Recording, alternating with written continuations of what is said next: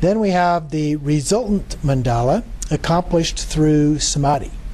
And so here we have the support of enlightened body, supported wisdom, and the deeds of enlightened activity. So at the top of the page here, the support of enlightened body. So we're going to go through the 5 kayas here. We have the Dharmakaya is free of limitation and elaboration. That is unfathomable and ineffable. Then we have Sambhogakaya is a treasury of all qualities, like a jeweled treasure. Namanakaya appears in whatever way is necessary to tame others with millions of emanations. Abhisambodhakaya means phenomena are equally perfected and simultaneously awakened. Everything is inseparable as the kaya of evenness. The unchanging Vajrakaya is the intrinsic nature of enlightened bodies and wisdom, free from meeting and parting. So that's the enlightened body. The supported wisdom, for the 5, we have the omniscient wisdom kaya, and it goes into the deeds of enlightened activity. So first, teaching the doctrine by actual appearing for the purpose of those to be tamed and placing beings in the resultant state of freedom, 2 parts. So teachers who tame ordinary individuals by teaching them the doctrine and placing them in the path of virtue. Hearers, solitary realizers, and teachers appear as foe destroyers to teach the doctrine. For solitary realizers, teachings are transmitted through signs. Taming by supreme emanation is how Buddha Shakyamuni and others enacted deeds and taught the doctrine through a variety of vehicles. For Bodhisattvas on the 10th ground, Vairochana appears in the pure land of Akanishta. Obstructions are then dispelled. It is transmitted through the kaya rather than speech. Then below the quote, since the deeds of the Buddhas are inconceivable, it is like the example of Pure Land known as Palace of Many Stories filled with fragrance of incense. When all Bodhisattvas in this Pure Land sit beneath the great tree of incense, merely smelling the fragrance, their mind streams give rise to the samadhi of perfect liberation. In some realms of the world, the deeds of Buddhas are fully accomplished just by eating food, wearing robes, and gazing at the kaya of the teacher and dreaming. A couple more lines down. For the 10th ground Bodhisattvas, the Buddhas manifest in their deeds, appearing as the Sambhogakaya. For the hearers, solitary realizers, and those on the ground of devotion and inspired practice, they appear as the supreme Namanakaya. And for the sentient beings whose karma is not yet pure, they appear in ordinary forms. Then the result of this is the placement of the disciples in the state of maturity and liberation. So we all eventually reach that. And then there are 3 aspects here: placing them on the support, placing them on the path, and placing them on the result. The first means individuals who are led from the lower realms and placed in the state of higher rebirth, as a god or a human being. And then placement on the path is for the hearers and solitary realizers in the path of the great vehicle. For the great vehicle, the causal vehicle of characteristics and the resultant vehicle of secret mantra, following the paths of accumulation and unification.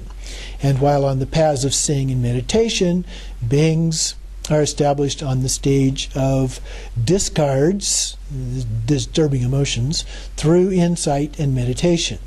And then through the ripening empowerment and liberating meditations of the generation and completion stages, beings are temporarily placed on the stage of the 3 Vidyadharas. And then the result of the path, the third one, beings are placed on the 6 grounds. These grounds are all designated as aspects of the qualities of appearances and emptiness, as well as wisdom concerning the general ground of the Buddha.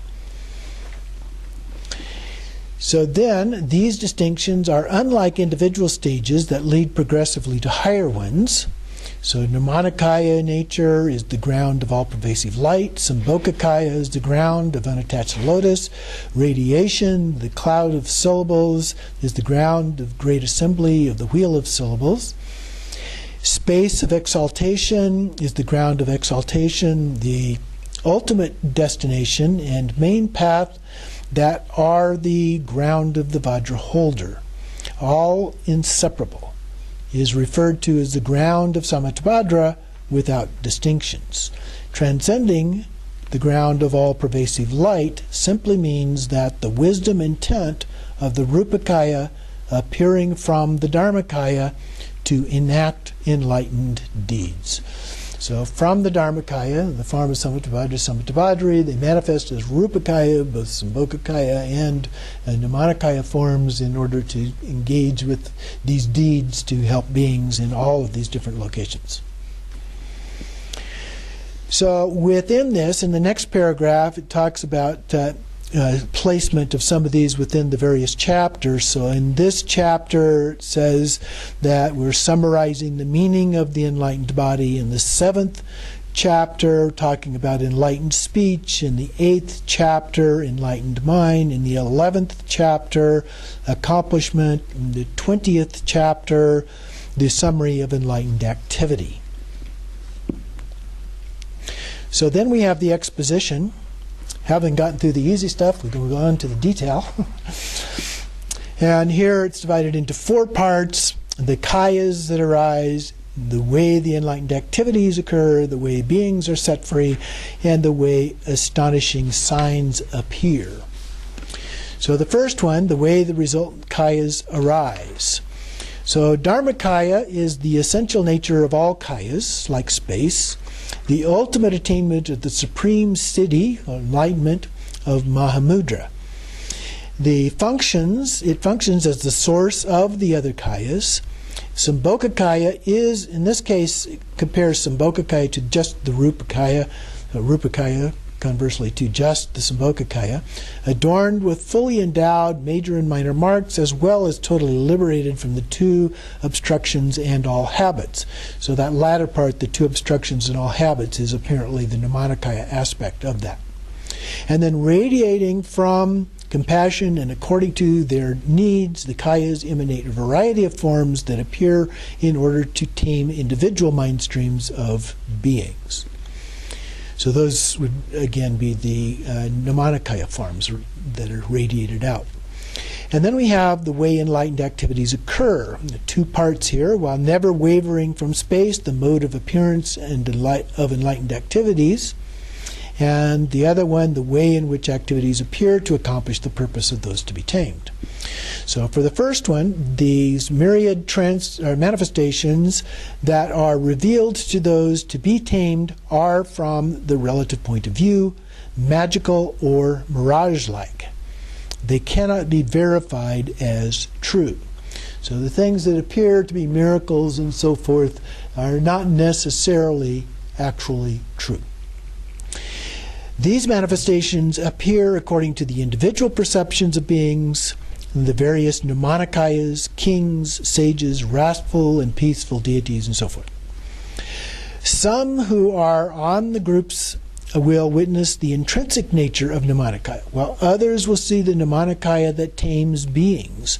Still others will see the impure Nirmanakaya, or the variety of individuals of individually appearing emanations. So different variations in how these can appear to different forms of beings. Then in the middle of the page, 349, appearing to the ordinary beings of the 6 classes, the 3 kayas are fully awakened without meeting or parting. To purify negativities, teachers fully manifest as the forms of all sages. The next paragraph, the way they appear to the hearers is the aspect of the monastic practitioners. The forms of the foe destroyers, they establish beings on the stage, realizing the meaning of the 4 noble truths. The way they appear is the next, at the very bottom of the page paragraph, the way they appear to solitary realizers is through the forms of solitary realizers. Lo and behold. Okay? and dependent arising is taught. Then below the quote there, the way they appear to followers of the great vehicle, Mahayoga, not Mahayoga, Mahayana, thank you. Get the word stuck in my head. Anyway, the great vehicle Mahayana is according to the stages of the faculties of those practicing the supreme vehicle. The fully endowed place of Akanishta is unsurpassed and more sublime than the realm of form. And that's one of the God realms. The kaya of the teacher abides in the manner of Virachana. The retinue includes the entire assembly of 10th ground bodhisattvas and the doctrine of the great vehicle taught in the nature of evenness. When sentient beings and teachers appear separately, the doctrine is taught by the Nirmanakaya through words. The teacher, who is the Sambhogakaya, does not teach through speech. Nevertheless, the entire doctrine is revealed and understood. So then we have the way beings are set free. And first we have the cause at the top of the next page, purifying obstructions on the path. So there's two parts to this. The imperfections become apparent so that they can be cleansed away and removed. The retinue gazes upon the Sambhogakaya teacher. Obstructions appear upon the Sambhogakaya teacher. The sattvas then strive to purify and cleanse their stains, which are, list, avarice, immorality, anger, sloth, distraction, disregarding prajna, unskillful acts, failure to accomplish the purpose of sentient beings, failure to accomplish aspirations, and the subtle seeds of ignorance and the rest. Through the 10 paramitas, the stains of the 10 grounds will be gradually removed and the perfectly pure state of unsurpassed awakening will be attained. At the final stage of the continuum of the 10th ground, the empowerment of great light rays is conferred. And then below the quote, when offerings are presented by a sattva to all the Buddhas from the place between the eyebrows of all Tathagatas, rays of light emerge to dissolve into the crown of the sattva. Through that, the Vajra-like samadhi is attained and the sattva fully awakens. The result, then, is the way of attaining the kayas and supreme grounds.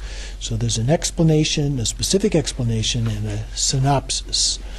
So the general explanation of the way kayas and wisdom are perfect in the spontaneous rich array. On the second line, the intrinsic nature of Dharmakaya as indivisible space and wisdom cannot be fathomed by intellect or expressed through words. Ineffable. From within that nature, the Sambhogakaya always spontaneously abides as inexhaustible, like a treasure trove of wish-fulfilling jewels. From it, the Nirmanakaya radiates millions of inconceivable manifestations for the purpose of those to be tamed. In the second line, in this way, Sambhogakaya, with major and minor marks and signs, appear as this mandala of kayas and wisdoms. Everything is spontaneously present, with nothing better or worse, so all qualities are self-appearing as the accumulation of merit. Wisdom merit is accumulated free from fixation. Then the specific explanation concerning the way grounds are perfected. We have the method. The ground of Nirmanakaya is called all-pervasive light, and prajna, the ground of Sambhogakaya, is called unattached lotus. Indivisible, the ground of the Dharmakaya, is the supreme ground of the great assembly of the wheel of syllables. Enumerations of grounds, their qualities and so forth, are perfectly complete, immeasurable, and beyond imagination. So there's no end to how these manifest, in just countless numbers of ways and locations, times, and so forth. Then on page 353, the second paragraph there, emanations are always immeasurable. Appearances are immeasurable.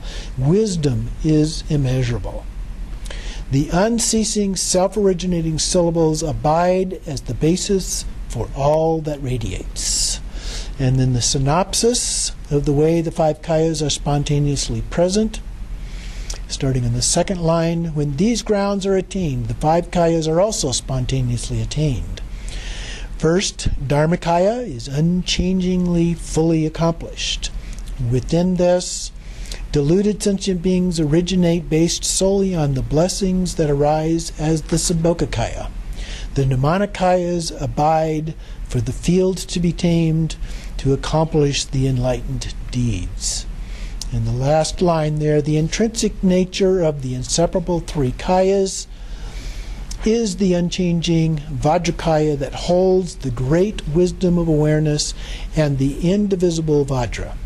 All phenomena are primordially inseparable as the intrinsic nature of the great perfection, which is the Abhisambodhikaya, of the nature of evenness. Wisdom of things as they are, wisdom of all phenomena as they appear. These 5 kayas also represent the 5 families and wisdoms. So we have a few lines down there. Sambhogakaya, the kaya of Vajra awareness holder, is the Vajra family, like a mirror. The kaya of everything inseparably even, the jewel family, and evenness. The omniscient kaya of wisdom is the lotus family and discerning awareness. The realms where beings are passions realms where beings with passions abide is the karma family and all accomplishing activity. When the grounds are attained, all 5 kayas are also fully achieved. Concerning this, as the support for qualities, these are called the grounds. As the bodies of the Buddhas, they are the kayas. Abiding as the self-emergent awareness, this is wisdom. And as that which accomplishes the benefit of beings, this is enlightened activity.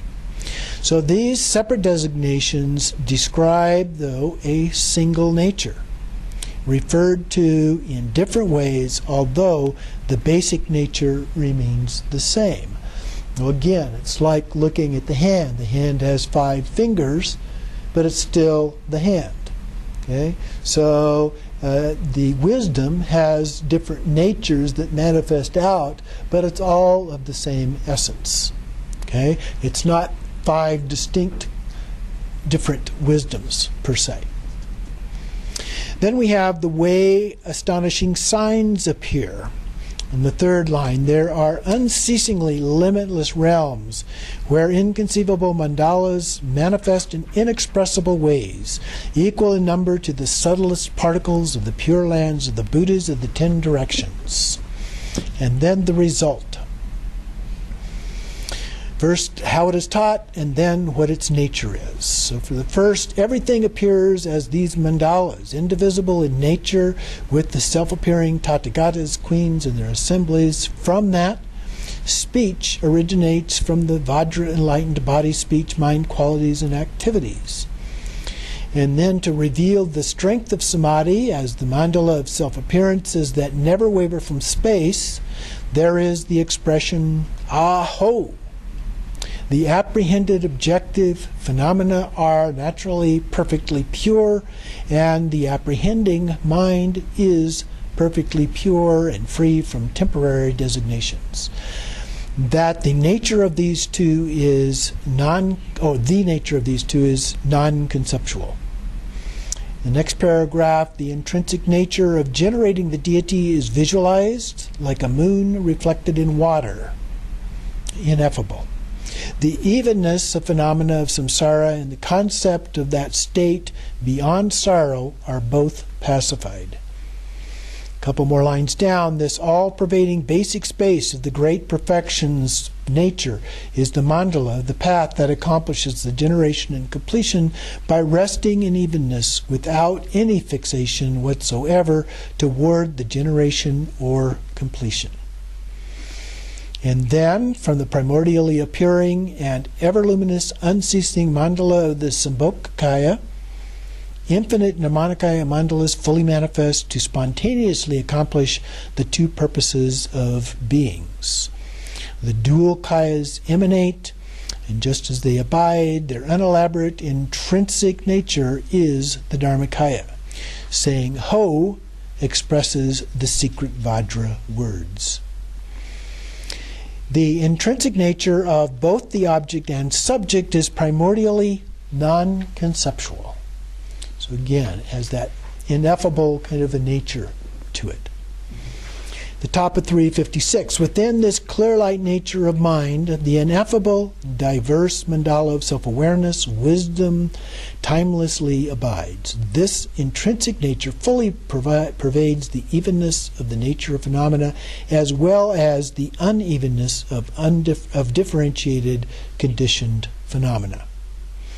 Then below the quote here, toward the bottom of that first line, both the conceptual object of samadhi and one's own subjective mind are non-conceptual as the samadhi of the nature as it is.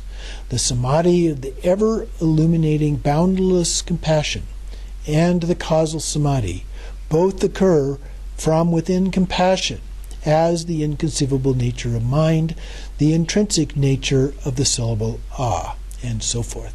So all of those things are really of one nature. Everything is empty, given that it is the mind's nature as evenness.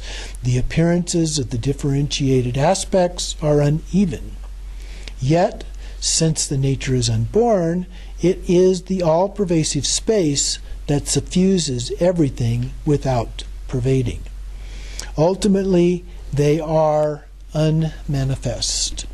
And then finally, on the last page here, 357, according to the result, skipping a couple lines, the nature of everything as infinite, ineffable, self-appearing wisdom mandalas is evenness. About 3 more lines down, even though the mandala of Nirmanakaya manifests, it is unmanifest, like water moon, so a reflection in the water, so it's not really real. Since it never departs from this unmanifest space, this reveals the astonishing nature of the 3 kayas free from meeting or parting. Buddhas and sentient beings appear in this way, while ultimately being this unborn nature of evenness. In the sutra, arranged as a stalk, it states, whoever realizes that oneself and all Buddhas are naturally equal has no bias, acceptance, or rejection, for they will become a Tathagata. May you all become Tathagatas.